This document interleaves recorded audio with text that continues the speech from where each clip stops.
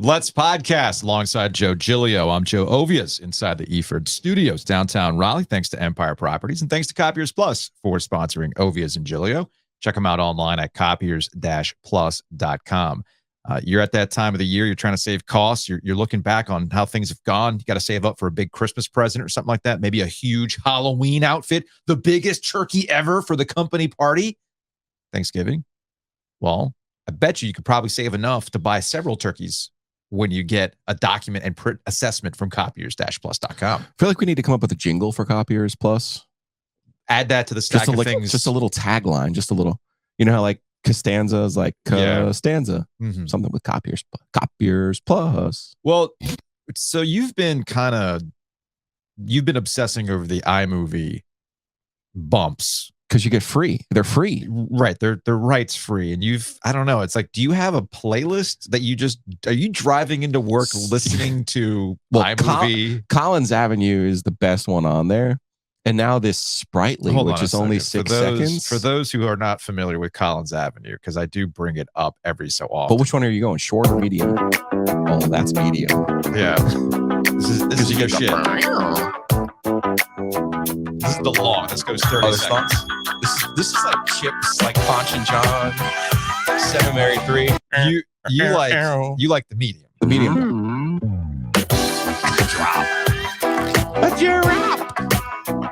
So anyway, like you're telling me you're not jamming to that? No, I mean it's good. Do you know how Young Gravy made a song? We were like, damn it, we could have done this with Rand. I'm telling you, this Collins Avenue shit is hot. It's the hotness. It's the hotness. What are you, Diddy? Yes. You can make a record out of this. Take that. So now you're obsessed with truer words have never been spoken by Suge Knight. You don't want nobody talking on your record. Take that. All up on your records, all up in the video. So this is the one you want now. I love this one. That sounds like a late 90s, early 2000s. The beat is about to drop. Yeah. It's like The Firm did this. And then I was like, I got 5 on it. Right. When they do it in the violin. That's what that is, man. It's hot.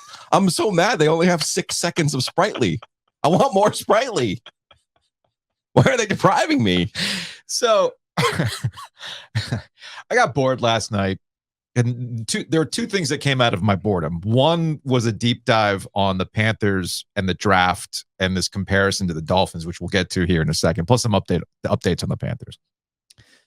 But I got an iMovie because I'm using Premiere. I'm using Adobe Premiere Rush. I was going to say, you're a little bit more advanced than I am. I'm not even that advanced. Like Adobe Premiere Rush Rush more advanced than I am. Is essentially, I graduated from iMovie, which I've used for years because it's the most basic thing you can use and I know how to use it, to Rush that has some more bells and whistles. Like it's just a little bit easier to do on bells and whistles. I am not at Adobe Premiere levels. That is some Jedi mind stuff that I am not capable of. Shouts to Video Joe. Yeah, shouts to Video Joe. Shouts to Webb Wellman, who helps us with a lot of our social media stuff. And you'll see a little bit of that today. Webb's great, man. So I'm like, oh, there's a category called stingers on here. I'm scrolling through. I'm like, oh, okay, there's like, I see radio stager, radio station ID.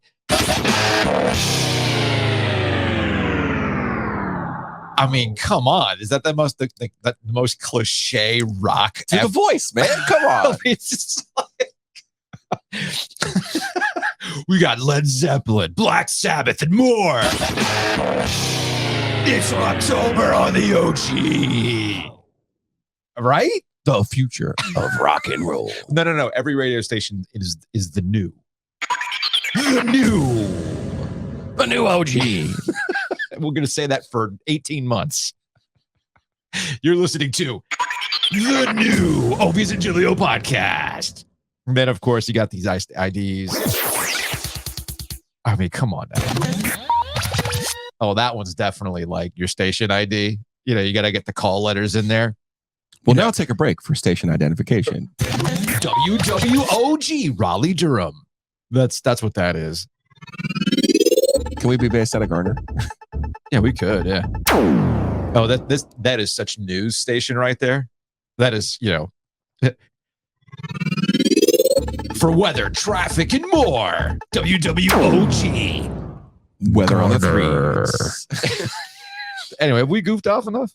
That's plenty. I think we've goofed off enough. Anyway, so yeah, that was part one of my boredom. Part two of my boredom was related to the Panthers. Let's get to some Panthers news first before we take a little bit of a deep dive on the draft and where they've made some sound decisions and they've also lost their freaking minds when it comes to quarterbacks. Frank Reich met with the media yesterday and he had an update on Shaq Thompson. He is done. I am unfortunately able to confirm that it is a fractured fibula, and he did have a successful surgery this morning. He's doing well, but he will likely miss the remainder of the season. So that tough loss. Obviously, he's a great player. He's our emotional leader. I know the guys will pick it up for him, and I know he's behind us and supporting us in every way he can. So that's yet another hit to the Panthers on the defensive side. We already know J.C. Horn is out for a couple more weeks as he's on injured reserve. And of course, on the offensive line, we've been talking about Austin Corbett. He was on the injured reserve before the start of the seasons. But Matt Christensen. Not trying to make excuses for the Panthers. Everybody deals with these things. I mean, we just saw Monday night, the other game, Nick Chubb just destroyed. So I'm not trying to make it so that the Panthers are the only ones. They got to work through that. But so far, the hits keep coming for the Carolina Panthers. And there was it's funny, there was another sequence in yesterday's press conference that kind of infuriated me. And I'll give a shout to our big listener, Steve, a true P1, Mr. RV, Mr. Tailgate, Mr. Spend all of my money to go watch disappointing Pack Athletics. So he's been on my ass about, year zero. If Matt Rule said this, you would have lit his ass up. All fair points, by the way. Sure. Those are all fair points, but I think it took 2 weeks, but we finally got of the regular season, but it finally happened. It's time to light Frank Reich up. So this was a question from Darren Gant, Panthers.com, asking about Andy Dalton, who came in the game twice. One of them was a short yardage. Both of them were short yardage situations. One was a procedural penalty, so nothing ever happened. I'm thinking to myself, why the hell are you bringing in that old man to get you 1 yard? Is this an indictment on Bryce Young? So here's Frank Reich's response. Be part of the plan. It's always a week-to-week plan, right? Every opponent is a different opponent. So that'll be a weekly decision. Andy's a very experienced guy. So, if we're i.e. he's old, bringing him in there to do whatever we're bringing him in there to do, we feel like he'll do a good job of it. That's not unprecedented by any stretch of the imagination for me. I mean, I was 1 year previously, that we had Jacoby Brissett.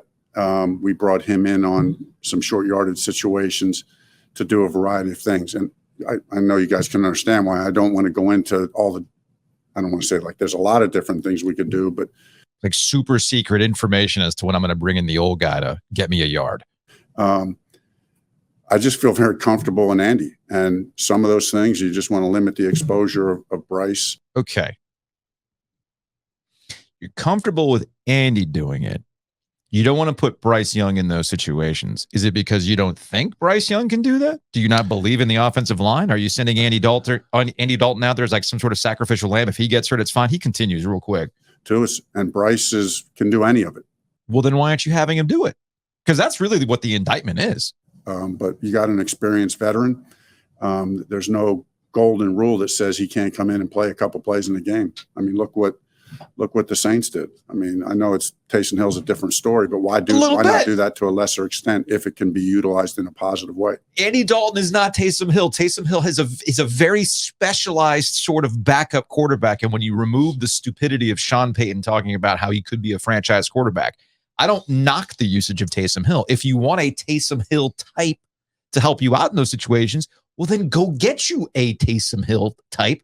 Andy Dalton is not that guy. But ultimately, it comes across, Joe, is that they don't really believe in Bryce Young and how they have him set up to succeed, that he can do those types of things, which that's a hell of a lot to do for a guy you gave up draft picks for to take number one. I think you're going a little deep on this one. Am I? It could be because I was bored last night on draft picks. Yeah, I think the draft picks are more germane to the conversation. Okay.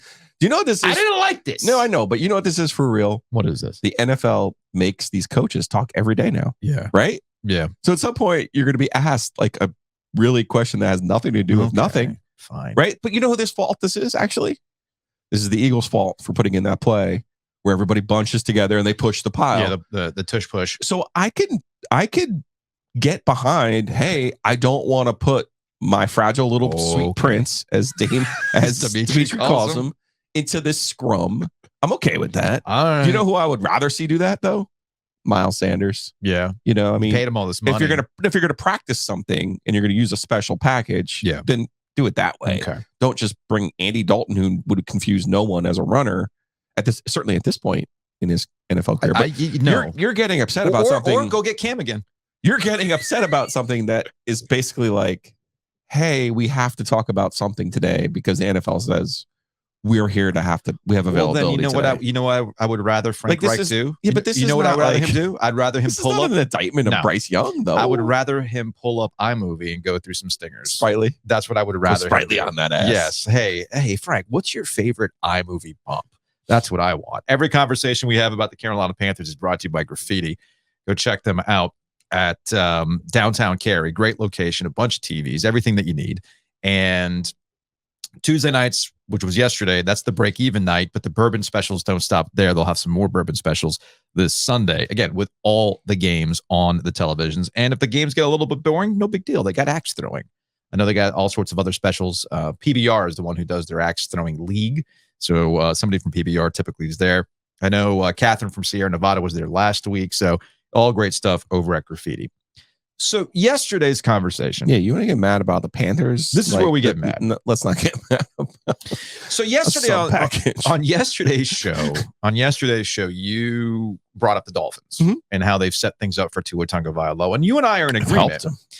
But the key distinction here between the Dolphins and the Panthers, or any other team that wants to invest in the young quarterback that might have some deficiencies, but if they process, if they're accurate, if you understand the league is going in a direction where you need the Tyreek Hills of the world to get you the yak.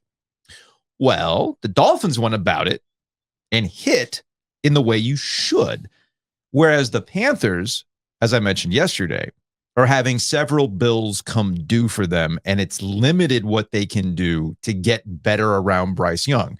Because, and I'm going to go ahead and call out Josh Graham, who on his radio show yesterday was saying, you know, all these things are true, but Bryce Young bears responsibility as well for being bad. And it's like, not 2 weeks into the season for a rookie when you can see with your own eyes that this team is not at the level it needs to be around Bryce Young, from the offensive line to the wide receivers who cannot get open.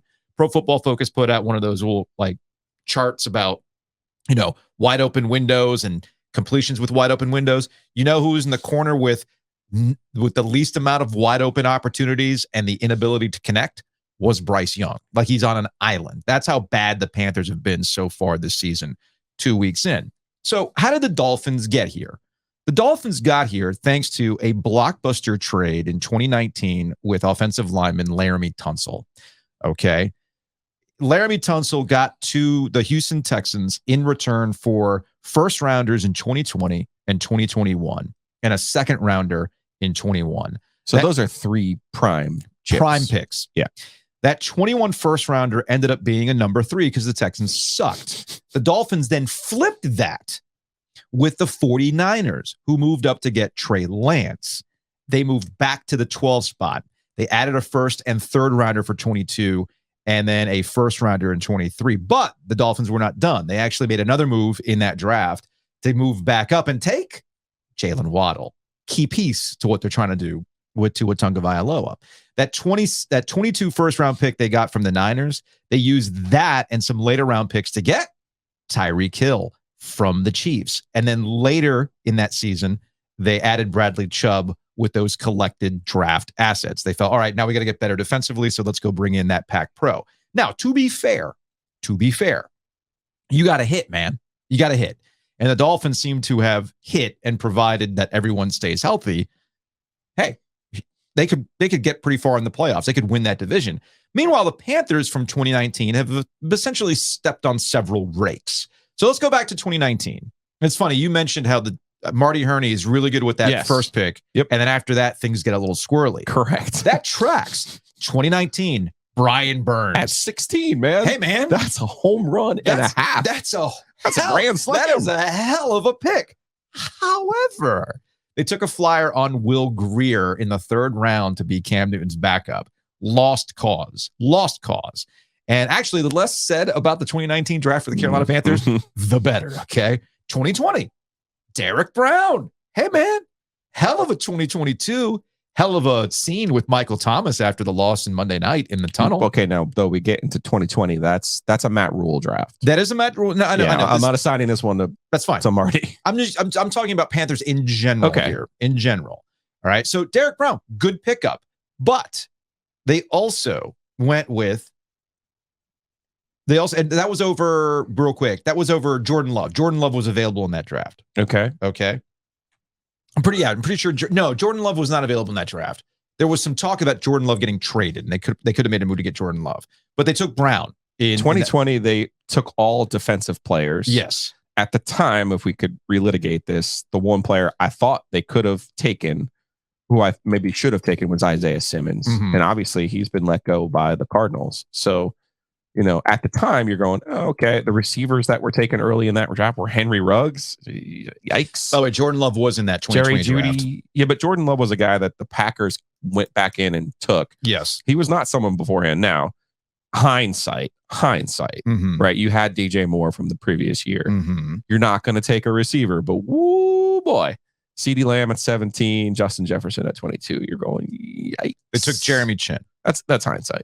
Jeremy Chin was a good pick. They didn't pick up his option, though. He's an unrestricted free agent after this year, and I think he only played 35% of the snaps on Monday night. So there's something weird going on with Jeremy Chin. Jalen Hurts was a scratch off for the Eagles. He really was. He really was. So let's take 2021. J.C. Horn over Justin Fields or Mac Jones. I know how you feel about this. How I feel about in defense of J.C. Horn, when healthy, he's actually been productive. But of course, that's bezdeliking the whole situation. He hasn't been healthy this season included. But on the flip side, Justin Fields hasn't proven himself in Chicago yet, and people are already talking about the next move. And Mac Jones is... You're in love with defense. The guy didn't play. He didn't play the year. I get it. No. You're Matt Rule. You're sitting here saying we're going to win through defense. We're going to do all this. The best player in the NFL right now is not a quarterback. Yeah. It's Micah Parsons. And he went 4 picks later. There you go. So there's a miss. I'll agree with you. There are a lot of misses in the 21 draft. 2022. Kenny Pickett was there, but they went with Ike I'm Ekwonu. fine with that. That's fine. That's a sound choice. Yeah. Again, what I'm getting at is, for the most part, they've made some sound choices. And with the case of Ike Ekwonu, we know that offensive linemen can be voodoo. I mean, it's like goalies in the NHL, man. Like offensive linemen and how you pick them and how they develop is all voodoo. But 2022 is a prime example of where the Carolina Panthers have ultimately lost their minds with quarterbacks. They traded their 4th round pick and a 23 3rd round pick to take Matt Corral in the 3rd round. They moved up to take Matt Corral. He was waived. Now he's on the practice squad. At least at last check, he's on the practice squad for the New England Patriots. He got waived from them too. I thought this week they brought him back on. Sorry, I can't keep track. Corral will never play in the NFL. We saw that in his first preseason. Let's go back to 2021. They traded for Sam Darnold in exchange for a late 21 6th rounder and a 2nd and 4th rounder in 2022. And of course, there was the summer of 22 for Baker Mayfield, which I think they ended up giving up a 5th round pick because it was conditional, didn't play. And of course, there's the whammy. All right. There's the price that you paid to get Bryce Young. DJ Moore, 2 first-round draft picks, 2 second-round draft picks, one of which came from the Christian McCaffrey deal. One of the ones is a flip, so I don't necessarily count that. But you gave up an extra one. But their 24 and 25 drafts coming up, they have no pick in the first round next year, and they have a first-round draft pick in 24, but no second-round draft pick in 2024. Yeah. We've talked about this before with the Panthers. Their messaging is bad. Very, very and bad. They've tried this before. Again, things I would love to give them credit for. This year, they've tried to improve their messaging. Yeah. The problem is, as you're illustrating here with their draft moves, they're not in a win now mode. So and then when you look at the players that they have, and now you're sitting here going, well, how do you help this quarterback who you just tied the franchise's future to? Right. How? There was one way. And this is all leading up to one thing to tie it back to Laramie Tunsil. You got one chip that you can use and leverage to bring back those picks, like the Dolphins did with Laramie Tunsil. But they said no. I'm talking about Brian Burns. There was a conversation with Mike Kay of the Charlotte Observer and a few others and a debate as to whether or not the Carolina Panthers were rebuilding or not. That gets to your point about messaging. Yeah. When they decided that they were not going to trade away Brian Burns, when they had already traded away other assets to start bringing picks in, that was an indication that they were going to pay Brian Burns. We talked to Mike K about this a couple of weeks ago. When Nick Bosa got his deal done, my expectation was, okay, market Here set. we go. Here's the percentage. Here we go. Instead, they've indicated that Brian Burns is not going to get this deal. They could franchise tag him next year. And I'm sitting here thinking to myself, well, hold up.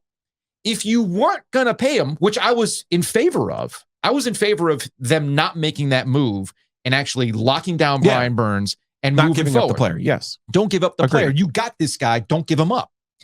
But if now you're not going to pay him, well, then what the hell were you thinking when you didn't trade him? Because you would have gotten different. It was a different regimen, though, right? I mean, it was at the end of, well, it wasn't actually, because Frank Reich hadn't been brought on yet. That's what I'm saying. I think it was still, I think Rule's group is the one that turned down the Burns. Well, it's Fitterer. It was Fitterer because Rule got fired at that but point. we don't know how much Fitterer is really. Well, that's certainly with Rule. I don't know. Some of this, by the way, is going to come home to roost for Scott Fitterer as well, because if this continues on not being hit, then not getting these hits, he's going to go. I think it's fair to assume with Matt Rule and the money that he was being paid by David Tepper, I think I would assign all decisions under Matt Rule to Matt Rule. Fair. Not in a bad way. No, because again, some of those picks under Matt Rule actually were sound decisions. But I think he was the one making those calls. I don't think it was Fitterer. Okay. Anyway, all of this is to say, oh, by the way, you know what I've had up the entire time?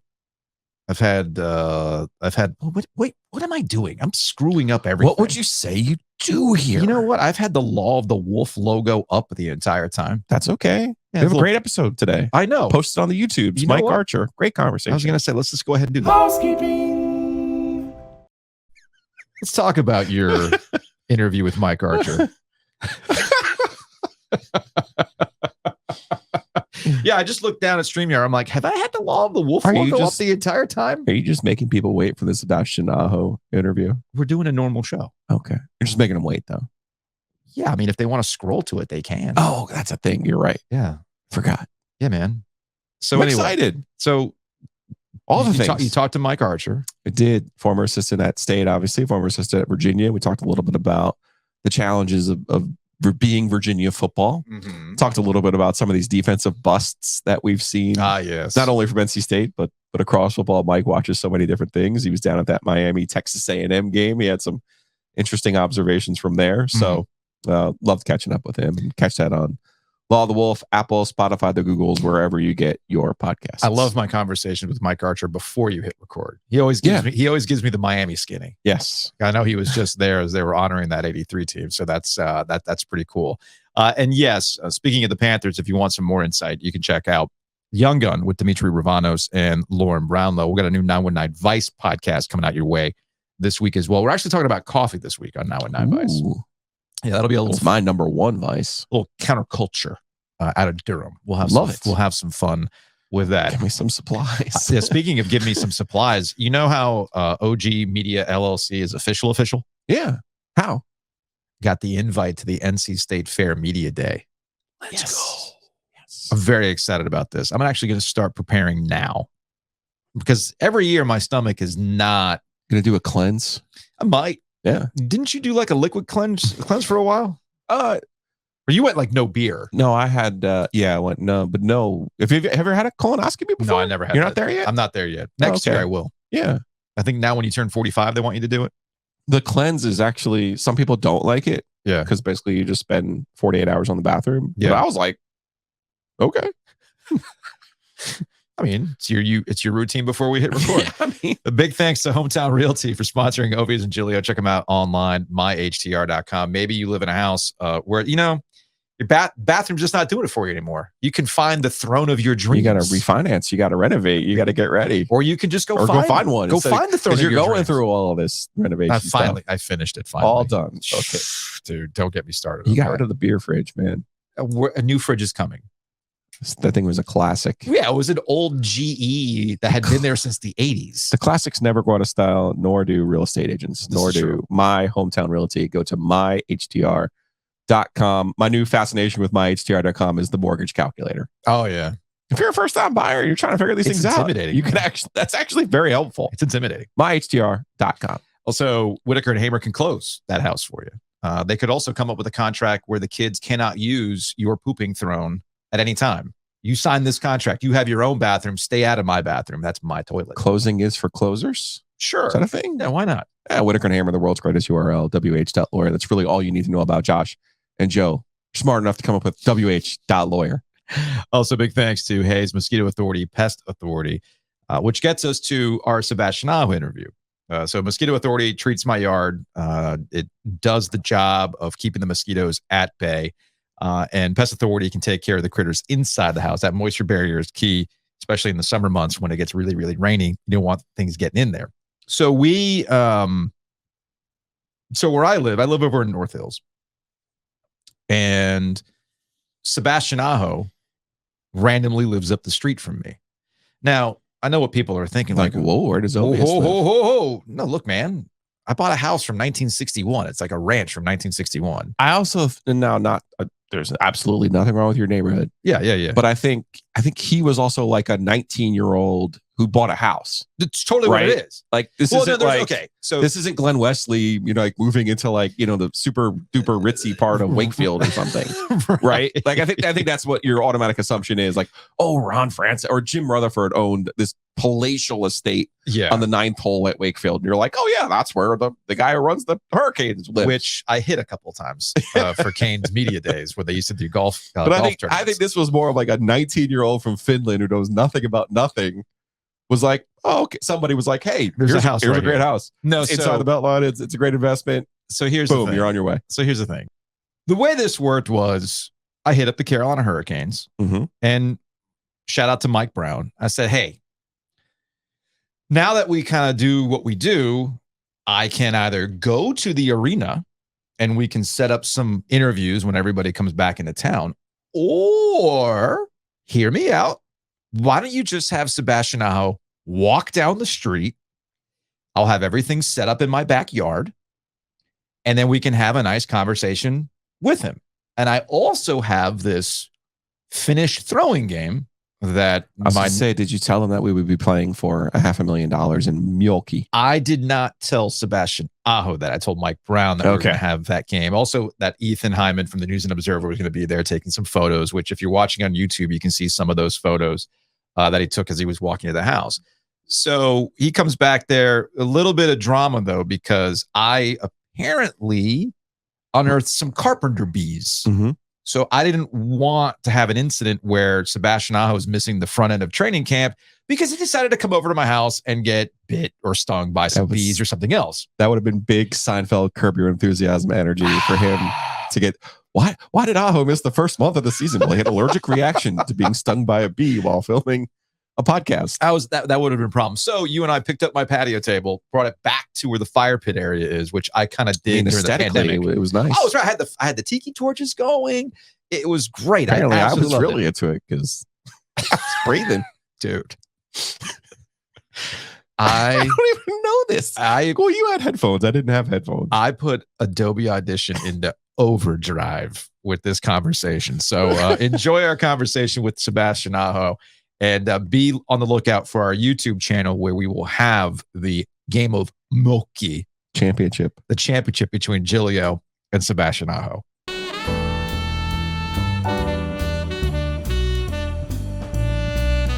All right, Sebastian Aho you've been around the world, but I don't think you've been this far up the street, have you? I mean, I've definitely been up here. I remember those cold years. When I got here early, I was doing a little jogging and running around the area. So the hill's a good hill for that. Yeah, I passed his house for sure. Okay, it's been an eventful summer for you. The contract was on deck. I know Tom Dundon said from the jump he told us that this was something he wanted to happen. So how'd those conversations go in the summertime? How quick did this come together? Yeah, I mean, not too. I mean, it was actually pretty quick after we were done playing, and. Yeah, it just took some time to get all the details and everything, but I mean, obviously they wanted me to stay here long term, and I wanted to stay here for long term. So yeah, it was somewhat easy negotiation, but obviously it's 8 years, right? So a lot goes into it. So it just took a little while to get everything done. That was actually the word I was going to use. Easy. What's that? That was actually the word I was going to use. Easy. Yeah, I mean, particularly compared to the last one. Why do you think this one went so smoothly? I mean, I've already been here for 7 years. I know, their organization and Raleigh and everything here pretty well now, and obviously they know me and what they get from me, and obviously, hopefully I have another year or two to improve my game, which I think I do have it. But obviously there's probably not a lot of surprises what they get from me. Tom said that the last time it would have no effect. The negotiation from last time with Montreal and the offer sheet and all that other stuff.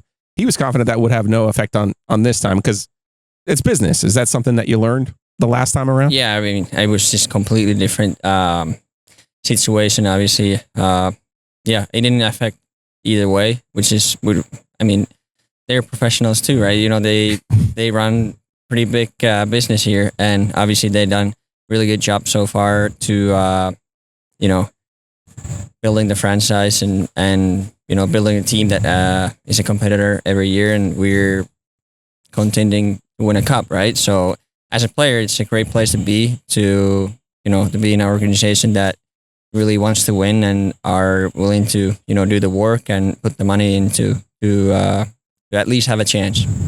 When you talked about the years, you talked about, what else you can do, what else you're capable of. What was the assessment this offseason when you're thinking about, all right, how do I take my game to the next level on the ice? What are you thinking about? I mean,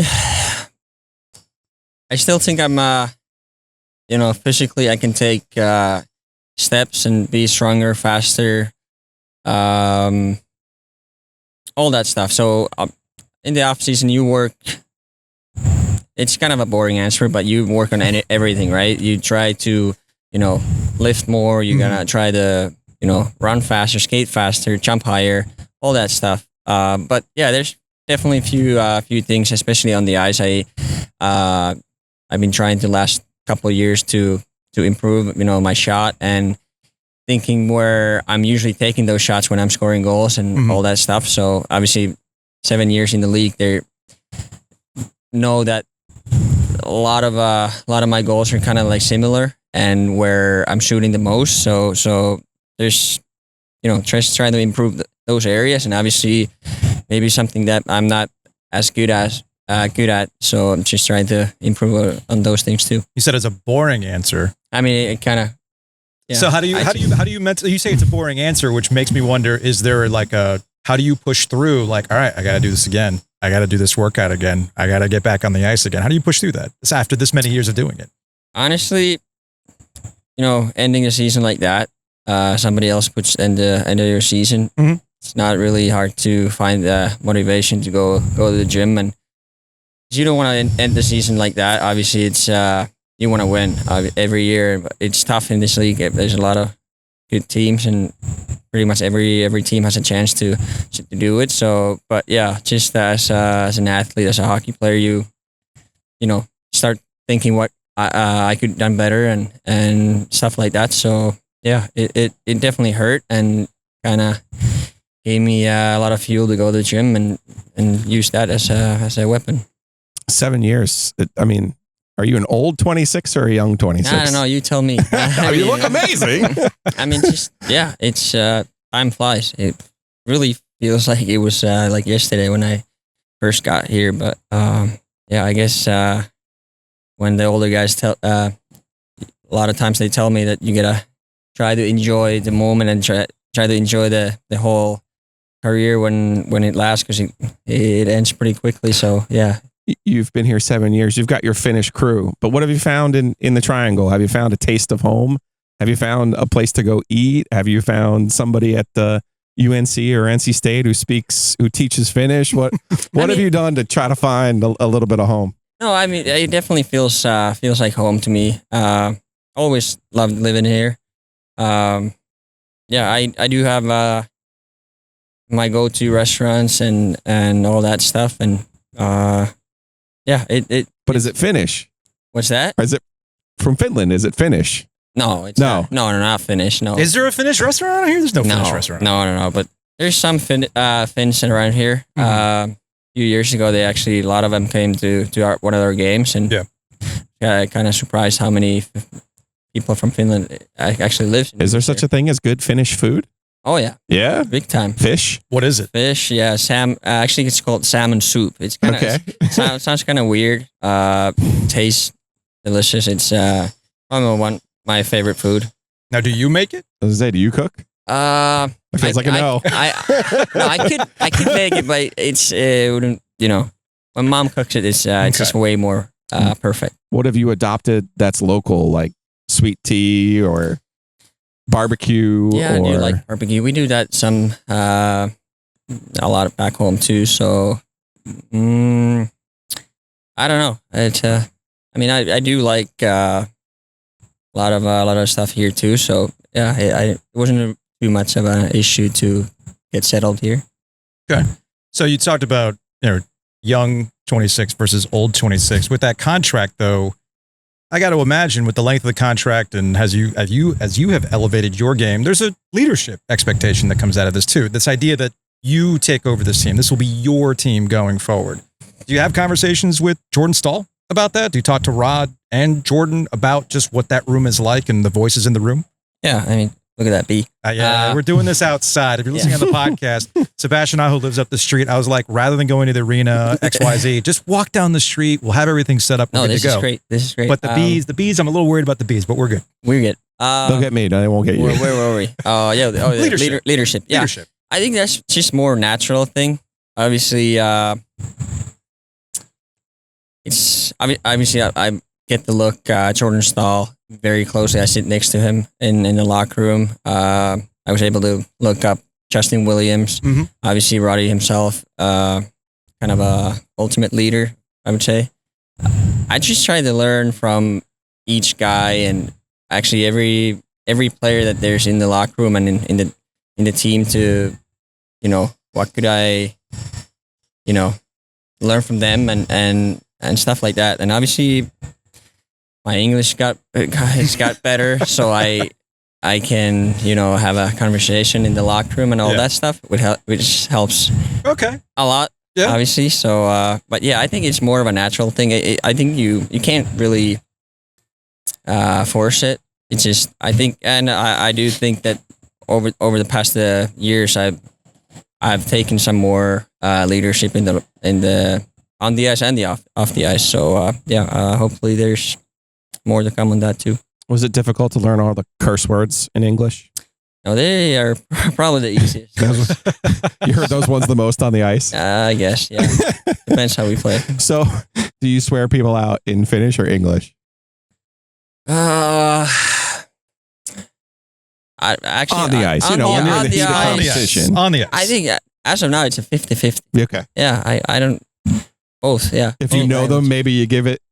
Yeah, I mean... In Finnish, if they know it, maybe. Yeah, maybe. Because you want them to know what you're saying. I don't know. I think usually in the game, you're just in the moment, so you don't really think what do you say and what do you yell or whatever. So it just... I think it's more English now than it was 7 years ago, but... Okay. Yeah, I'd say 50-50. Would you curse out the other Sebastian Aho in Finnish or English? Well, he doesn't speak Finnish, so it leaves me English, right? Gotta get him in English. Gotta get him in the English. Okay. But I try not to do that. Who chirps the most on the team? Chirps the most on the team? That's a great question. It's not you. No. I don't know if... we got this new guy, Lemieux. He definitely has an edge in this game, and he can throw a chirp or two in the game. It's interesting. Okay, it's interesting you bring that up because the NHL and professional hockey in general, professional sports, is things can get pretty chippy on the ice, or your competitors. You want to beat the other guy. Guys have reputations, as you said. This Lemieux, hey, this Lemieux guy's bringing something to the table. How do you kind of push past that, or if you understand that's the game? Hey, when we're on the ice and we're competing, that's what it is. But now that you're on my squad, hey, we'll make this work. Is that something that gets discussed, or is it just an understanding? I mean, it's just understanding. It's just an understanding. Everyone knows. It's just a part of the game. Things can get heated. Everyone, it's so intense out there. So, and it's a part of the game too. So, yeah, there's no. I mean, obviously, usually those guys who are the toughest guys to play and are kind of like annoying on the ice. They might be the most likable guys in the locker room, right? Okay. So it's kind of I mean, it's just everyone knows. I don't think there's anything to discuss. Some guys don't let it go though. I mean, there was one player that was wearing a bracelet in this offseason with Kane Suck, I believe, is what the bracelet said. I don't know. I don't know the story behind it. But yeah. Well, you'll see him in the playoffs again. I was going to say, you always every see him year in the playoffs, right? And so far, what is it, 3 years? 3 in a row. 3 in a row. It's 3 in a row. I think there was an interview that Natchez had done where that topic was brought up, and he just was, I think the same kind of attitude is like, hey, shoulder shrug. I guess that's the attitude you have to take to these types of things. Just kind of I mean, I don't really have. Well, like I said, I don't know the story. I don't know what was. I just apparently I saw the picture, and I understand, like, fans like to, get involved in Twitter and all that stuff to comment and stuff like that. But yeah, it doesn't really. To me, I don't really. You don't think about it? No, not at all. Not a thing. This is not a thing you worry about. Yeah, no. All right. So when you go back home, you're not always working out. So what do you do back in Finland to get the home before you come back? Is it like a restaurant? Is it a hangout spot? Is it Molky? Mölkky. Oh, is that how you pronounce it? That's it. Molky? Yeah. Mölkky. Okay. Yeah, we got no chance at that. No chance. So look, sometimes you see things on the internet and you don't believe them, right? So our neighbors, Rick and Sabrina, we had gone out to a restaurant where you can literally tailgate. Yeah. Okay. So they brought the game and we had a good time. We'd done some drinking and we're throwing the thing at the wood pegs and whatnot. And we were just having this debate. It's like, it was sold as the world's famous Finnish game or whatever it is. We didn't think that was real, but this is a real thing. Yep. When's the last I do have it, actually. Oh, you have? Yeah, at my summer place. I'm glad we did not bet on this game of Mjölky before we played it. I was going to say, I know you don't have it here because I haven't seen you in the front yard playing. So, no, I don't have it here. No. Typically, you're doing the table tennis. You saw the table tennis? Yeah, table tennis. Yeah. Who's the one that actually is the worst? Like, if you beat them, they actually take it like personally. Which team? Well, I gotta say, me and Turbo. Carolina. You guys go back and forth. Right? Yeah, exactly. So we're very even. Okay. And the matches can go get a little heated because we played a ton against each other, and actually it's fun. Okay. Yeah. Turbo doesn't pay rent, does he? He's there all the time. Yeah, he doesn't. You gotta start charging him rent, man, or at least it gets settled with the table tennis. So, when's the last time you tailgated? Tailgated? Have you tailgated? I have, yes. I think it was last year before the NC State game. Okay. We went there as a team. Yeah, it was last year. Joe, do you want to try this game? I do, but I'm 48, and there's a million things I would love to say to 26-year-old Joe. You're 26. What would you love to tell 18-year-old Sebastian? Like, hey man, you're gonna need to know this. You would love to know this right now. Oh, that's a great question. I mean, there's probably a lot of things that I would say. I don't know. You'll be sitting in the woods with 2 dipshits in 7 years. Yeah, avoid this one. Don't do that. Mental note. So when Mike Brown says, hey, so the guys from that podcast want you to walk down the street and do this interview, you're going to go, no, I'm good on that. They're going to need you to do some Finnish swearing too, so we could use it on the internet. Yeah. No, I mean, there's plenty of things. Probably just, but I don't know. Just be happy, work hard. The usuals. I don't know. I mean, there's a lot of stuff you could say, but I think I like to think more into what comes to next and what's here now in the present moment. So yeah. You ready for another Stadium Series game? Yeah, I mean, always. Yeah, I mean, it's something that the lead up was pretty incredible, and I know that we had talked about it after the game, but what was kind of amazing to me is you have this huge game that all the build up, power through, you actually win the game. You had to play like the next night or like 2 nights later. Yeah, and you're coming off this emotional high. Yeah, that's NHL right there. Right. Yeah, Just like on to the next thing. Like, cool, you did this awesome event. Everybody loves you. It was this thing that everybody's going to remember. Yeah. Cool, now go back out there and do it again.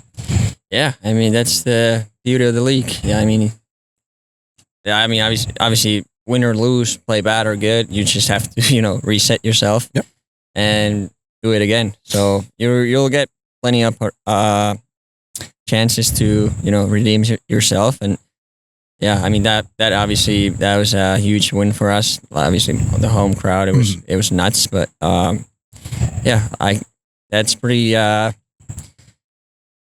that's normal. I mean, we just have to keep going. It doesn't, at the same time, that was just the one game in the middle of the season, right? So you can't really sit there and take it in for what it is, but then understand you got to move on to the next thing. You can enjoy the night after it. Yeah. The next day comes and you focus on the next one. All right. Sebastian. Yeah, I never know. Last one. I never know to ever ask. You said normal, right? I don't know if you should talk about injuries or not talk about injuries, but would you just like to have a normal year where you have your whole team and it's what it looks like on paper and you actually get a chance to see everybody instead of having to scramble as you guys have perfected, right? Yeah, but would it just be nice to have some sort of normal year? Obviously, everyone wants to stay healthy, and for example, last year we lost some great players, and just it hurts for them. You work for all year, you play, you grind through the regular season, and then kind of ends like just before the best part of it.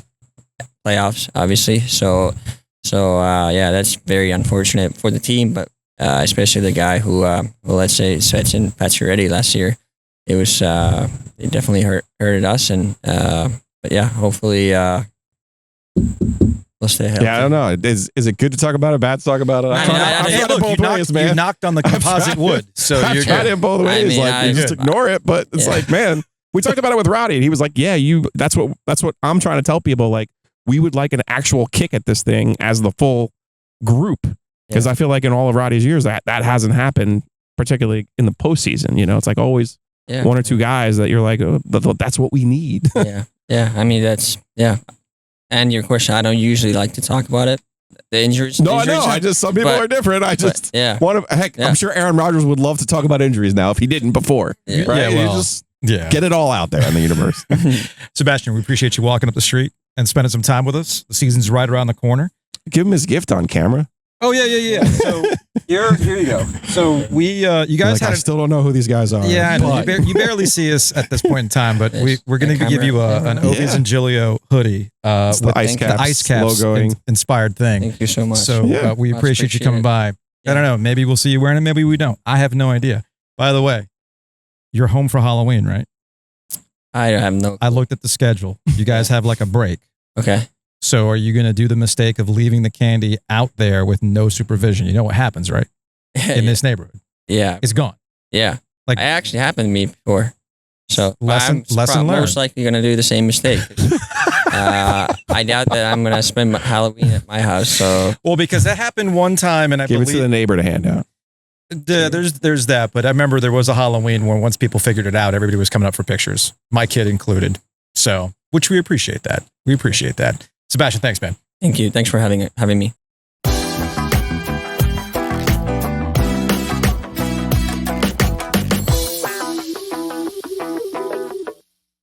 That was fun. I always enjoy watching you lose. Challenge. No. Not losing in the game of Mulkey. The challenge of trying to get an interviewee out of his shell.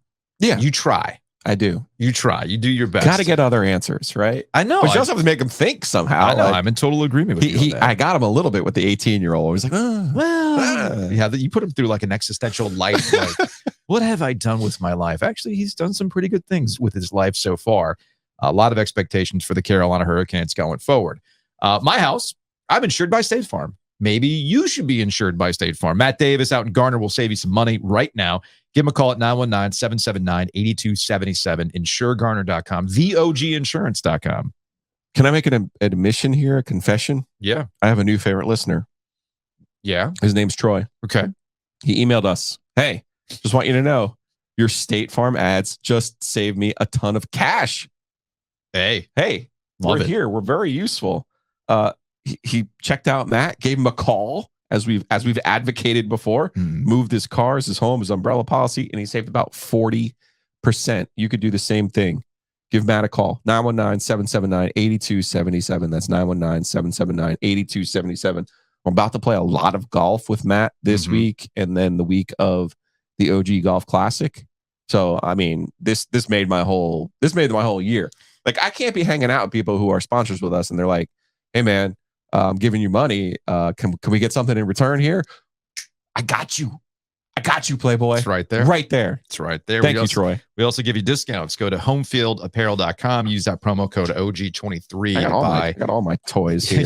you have all the props. So go to homefieldapparel.com. If you're watching on YouTube, you can see that we've got an NC State Pack Power. We got that Script Tar Heels, which is great. And when you use OG23, you'll get 15% off your order, and then you'll get even more deals from Homefield. Stacks on stacks, man. All you got to do is go to homefieldapparel.com, use that OG23 code, get 15% off of your initial order, and then you'll see the savings just start rolling in, and you get a product that's just amazing. I love it. Absolutely love it. We're moving on. Nobody can move on from DeionSanders. Ratings for DeionSanders games are through the roof. I mean, the number of people who were still watching at 2 a.m. the other night was pretty astronomical. And Deion, every day, there's some sort of video clip, some sort of take or whatever. Deion's good for business. Absolutely. Right? You know who's jealous? You know who used to be good for business and is trying to take some of that back? Dat Boy or Saban? No. Who? LaneKiffin. Oh. LaneKiffin used to be the one. You're right. Joey Freshwater. Who was about that life. Okay. Get your popcorn ready. He was all about that. You know, he would do some stupid shenanigans of, you know, using the same number and hiding players. Yeah. Joey Freshwater would say some things. So this week, Ole Miss is taking on Alabama. And it looks like Lane is trying to sow discord into the Alabama conversation. Because I was listening to the Cover 3 podcast hosted by our friend Chip Patterson.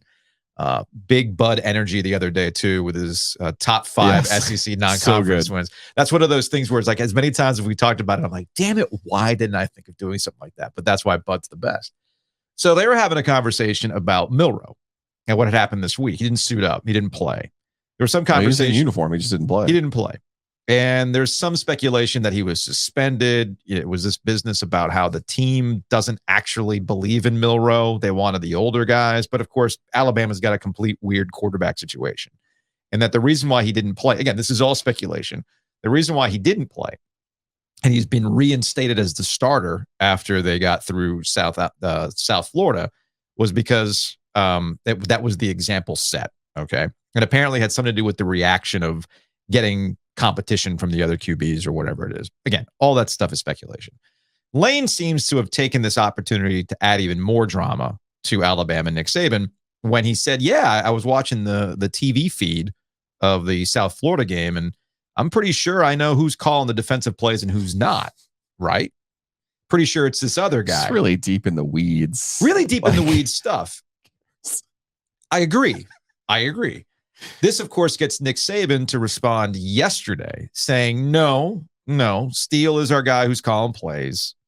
And well, it's embarrassing that Steele is still somebody's defensive coordinator, let alone Alabama's. I know. Well, I know Nick Saban is like the home for reclaimed coaching projects. Yes. But this is the guy who gave up 80 points to West Virginia once upon a time in an Orange Bowl at Clemson. I know. So he's actually the reason Venables ended up at Clemson. Like, he's kind of to blame for Clemson going on and beating everyone's brains out for an 8-year period. Is entirely possible. If you want to curse somebody for Clemson's success by getting rid of Kevin Steele, I can't believe he's still coaching somewhere. Well, that's the breaking news here. I think that's what LaneKiffin's trying to do. I think he's just trying to point this out. Like, Saban is very quick to make changes, as Lane Kiffin knows, if he doesn't like the way things are going. So he's trying to add to the drama. Yes. Now, look, coaches talk, and I think that's ultimately why that was the case. That's why he's saying that. And then today, news for you. Nick Saban calls the defensive plays. Yeah, there is that. Come on. So then after all that, LaneKiffin decides to do an impersonation of Nick Saban. It was the response to the response to the response. And Lane's basically doing all the mannerisms of Nick Saban. And he's trying to like goad him on. And it's cute. I mean, it's cute. But we now live in an era of DeionSanders, man. And cute does not cut it anymore. All right. I need shades. I need wrestling promos. I literally need the rock. Okay. Little cutesy LaneKiffin mannerisms. It's just not moving the needle anymore.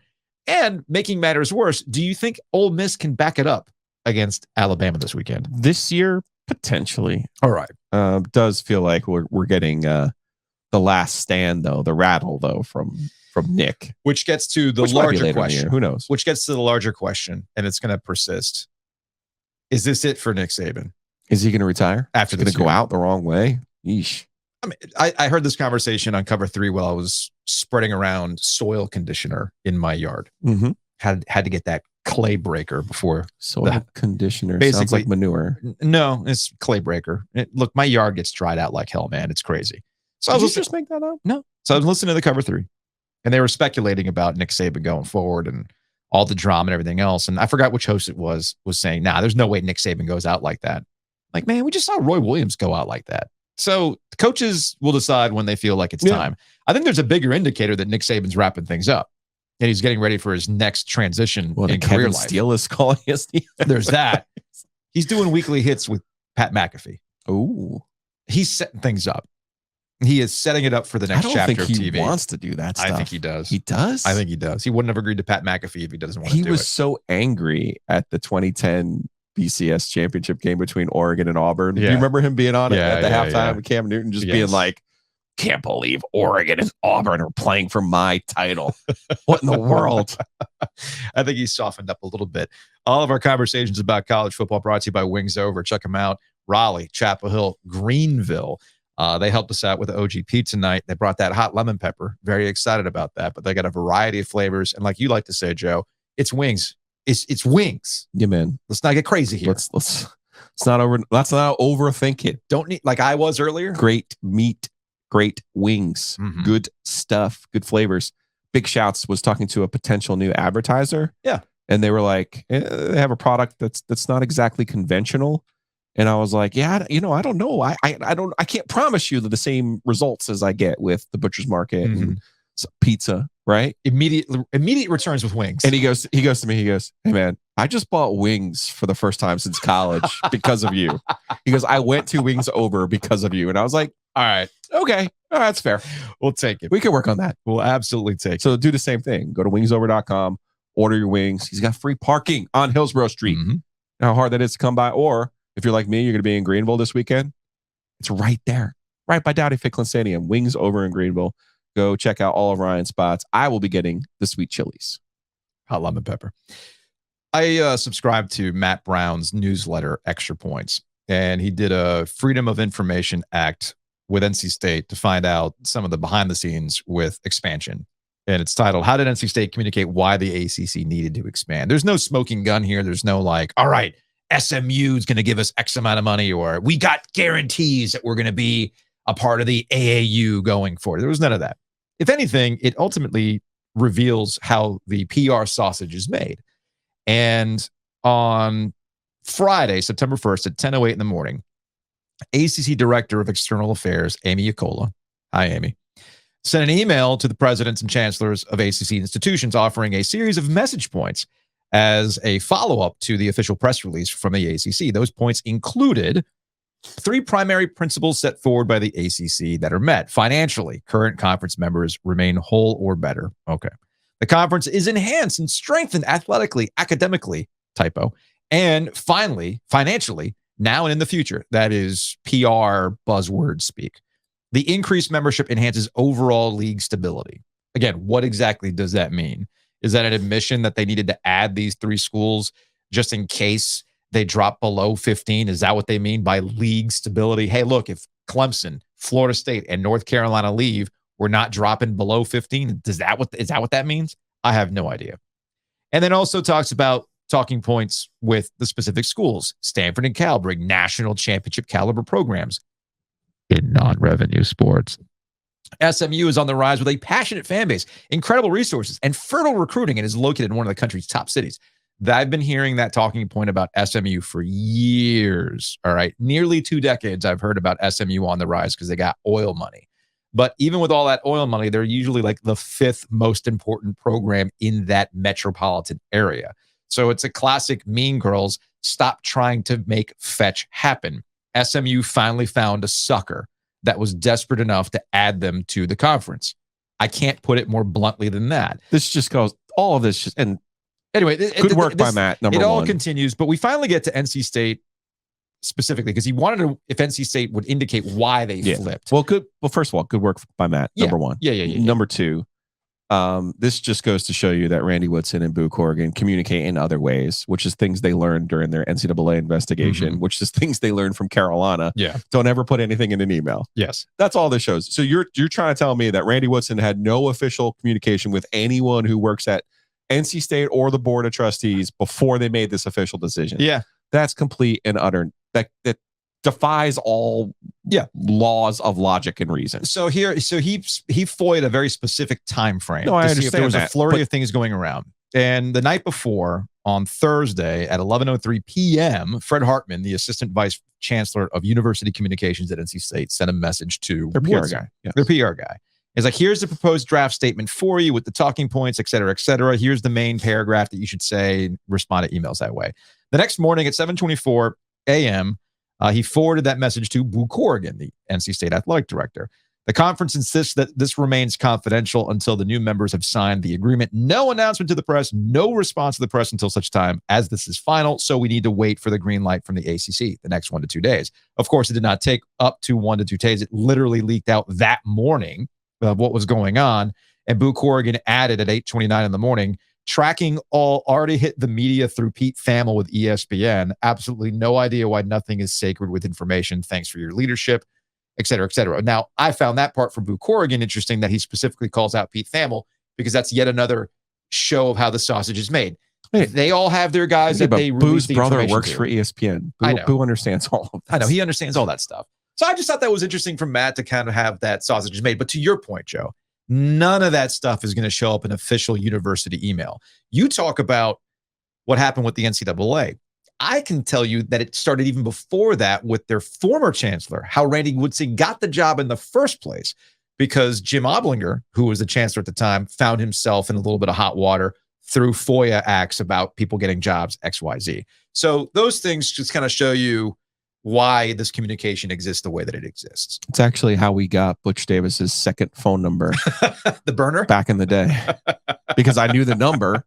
And when it showed on his university issued phone, it showed that he made like 4 calls in 12 months. It was like, well, you're not using this phone for official school business. So now the judge ruled, as when I was working for the News Observer, that we were entitled to the old Cleveland area code phone records, which we got. Now, despite all of this, we'll wrap the conversation this way. Despite all these things, college athletics is enjoying a renaissance right now in terms of interest and engagement. Ratings have been through the roof. And I think it's been interesting over the last couple of weeks where the national writers like Dan Wetzel, who most ratings were good. Okay. No, hold on a second. Hold on a second. But ratings were good in a week where the NFL wasn't on. They do this every year. Ratings were good this past weekend too. I mean, they had bonkers ratings. I get the Deion. I get the ESPN PR releases. Sure. And here, but they're touting all of their Labor Day weekend games. Awesome. You got people to watch football in a week when the NFL's not on. You're so good. They've actually moved on from that. They've started talking about these other weeks that are not competing directly with the NFL. But Wetzel recently wrote about this. And there was somebody else who wrote about it as well. And it's something that I've been screaming since the beginning of this year. And there is a mindset behind the scenes that NIL is ruining college athletics. That mindset comes from administrators who were trying to craft a message to try to put the toothpaste back in the tube. Right. But those who deal with it on a day-to-day basis, i.e. you, me, and we talk about it, and we talk to fans do not care. Fans ultimately about players getting a piece of the action. Fans just want their team to be good. Right. And if NIL is an avenue for them to be good, well, then they're absolutely on board. You see this with quarterbacks and why college football might be at a level that's more parity driven. As much as I've argued that the rich are only going to get richer, there's no such thing as a level playing field in college football. And I will allow this. NIL has allowed for the transfers to go to schools to give you a quarterback that might give you a chance that you might not have had before. Sometimes it works out for you. Sometimes you get Phil Dracovic at Pitt. So these are things that are feast or famine sometimes. But the point is, for all the hand-wringing over NIL, for all the hand-wringing over conference realignment and how the soul of college sports is dead, every metric around college athletics has gone up. College basketball ratings have gone up. Women's college basketball ratings are at an all-time high. And college football interest, mainly thanks to Deion this year, has really moved the needle and the engagement is up. And the college football playoff expanding to 12 teams is only going to create more of this engagement. Which was the whole point of expanding the playoff. Yes. So really, when we talk about the complaints about NIL, it's very, very important to understand where that's coming from. And it's usually coming from stakeholders that are very against disruption. They're coming from stakeholders that absolutely do not want to see any of this money escape their pool or leak out of their pool, as I should say. But you have to be truthful with what's going on, and you can't message one way and then have the results look another way. And I hope going forward, we can stop with this business that, and even coaches are included in this. Yeah. I don't want to hear another coach. I don't want to hear another person in charge of crafting what the news is going to be tell you that this is bad when every indication is that it's more popular than ever. It's incongruent with what's actually happening with college athletics. So just keep that in mind next time somebody starts complaining about name, image, and likeness and its effect on college basketball and college football. Let's give a shout to Breeze Through, locations across the triangle. Breeze Through Markets has your tailgating needs too, right outside PNC Arena and Carter Finley Stadium. I'm very much looking forward to heading out there in October to do another show from the Beer Cave. I'm also happy for them. They signed some deals with NC State. They signed a deal with the Hurricanes. So they got a lot of good things happening. Adam Stevens and his crew, they do such a great job. You'll be surprised how many times you'll drive by one of their stores. You'll be like, oh, wait a second. Wait a minute. Breeze Through. That's a Breeze Through. Love it. Support Breeze Through. They support us. The easiest thing to do is those tailgates at Carter Finley. Walk across the street, get that ice, get those snacks, go to the Beer Cave, man. He's got my White Zombie. He's got Rolling Rock. He's got all my beer flavored beers. And you know me, very particular about my beer flavored beer. I got to bring you some beer flavored beer for our little beer fridge here in the dorm room. Big thanks to Butcher's Market. I broke out the secret family recipe of charred jalapeno and garlic chicken breast to make tacos. Perfect. It was a winner again with the kids. It wins every single time. I've been marinating this for 3 days. I got it from Butcher's Market. Go check out Butcher's Market across the triangle. Also a location out in Wilmington. I know they've got a great selection of drinks and everything else to go with your tailgating needs, but specifically, you need the meats. You need the sides. They got it. Sometimes you just want a steak. Yeah. Like sometimes you just want a good steak. The signature steak tips are the fastball, but hey, man, sometimes you just want a ribeye and throw it on the grill and enjoy it. There you go. Go check them out. thebutchersmarkets.com. Let's get out of here with some Hey Joe questions brought to you by Oakwood Pizza Box. Again, big thanks for hosting OG Pizza Night on Monday with Anthony. Anthony's the best. He held it down. We absolutely love that. Let's go into the YouTube comments for Hey Joe today. I've been enjoying that. I saw some of the YouTubes. Yeah. I've been enjoying that as of late. This was in relation to whether or not Frank Reich might be the wrong hire for the Carolina Panthers. From Joshua, Reich is a good coach and will be good for Bryce's development over time, I believe. Ovies is right about the Panthers' problem. The bill has come due on the personnel mistakes over the last several seasons. The skill positions have zero juice, and it shows in how the offense is run. I don't know how you fix that, though. That's the problem. Just don't know how you fix that. From Robert, this guy, Frank Reich, was awful for the Colts. They gave him the most. They gave him the most All Pros in 2021, and he couldn't get them into the playoffs. I mean, it was extenuating circumstances with the Colts. I didn't think he was awful, but I can understand if you're a Colts fan why you would have thought, yeah. Meanwhile, here's my cousin Rafi. Dolphins, fins up. He's excited. Should be. He's very, very excited on that. Let's hit fast forward and get him. Just keep him healthy. That's the keep them all healthy because Tariq and Waddle. That all matters. We haven't even really seen A-Chain yet either, and that dude's a burner. From Eric, Luke DeCock lost me in his rant yesterday. Luke gets going, man. He does. He gets fired up. Gotta feel it, man, in your plums. his rant, when he made it seem like anybody can do what Coach Prime is doing. Talk about spicy. I mean, I don't know. It's not that anybody can do it. It's just that what he's doing is taking advantage of the cycle, the PR, etc. Oh, sure. Yeah, no. DeionSanders is a unique, absolutely unique figure in the sports landscape. But I think and I saw Warren Sapp was kind of fronting for him, and I thought to myself, I get it. Why these former players and older black guys are like, hey, can we get behind the black guy who's having a lot of success right now, please, as a coach, since they're usually and by the way, he's taken 2 fairly downtrodden things in Jackson State and Colorado. It's not like he's getting like a plum job. It's not like he's Mike McDaniel getting the keys to the Dolphins' kingdom here. It's worked. So I get all of that. But the key piece that everyone is missing is the only piece that I see as being relatable with Deion for me. He wants to coach his kids. Yeah. And I think he's going to, because people are like, Warren Sapp was saying, hey, man, they're pouring the concrete. They're going to win a national championship in Colorado. Maybe next year, if possible, if you could add the right guys in the park, maybe. I'm not going to dismiss it. Shedeur Sanders, the quarterback, is the key to all of this. And I think ultimately what people miss about Deion is he just wants to coach his kids. And he has since they were like 6 years old. Yeah. And that's what this is all about. And I think he has like this master plan to go coach the Cowboys or something like that? No. But I do think he has a plan like, hey, if this team drafts Shedeur, I want to come coach him. And I think that's the one piece in all of this that people are missing.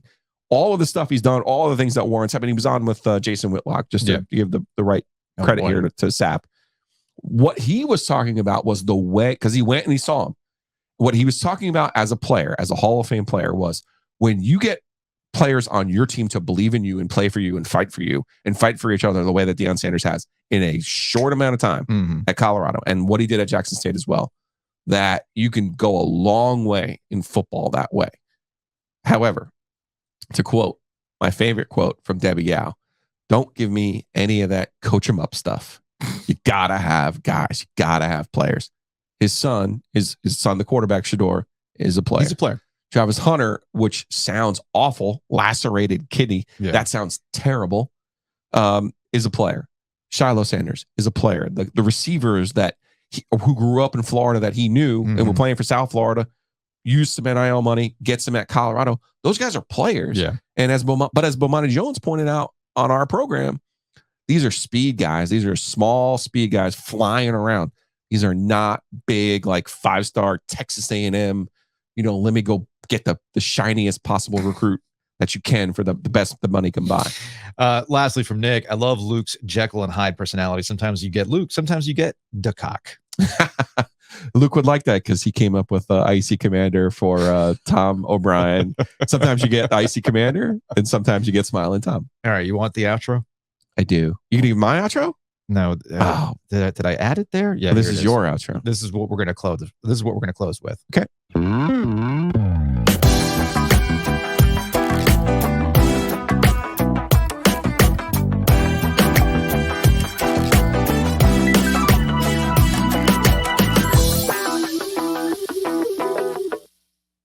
Is that acceptable? Perfect. I put that bass line in there for you.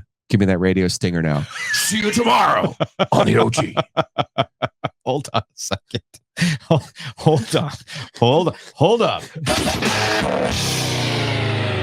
See you Thursday on the OG.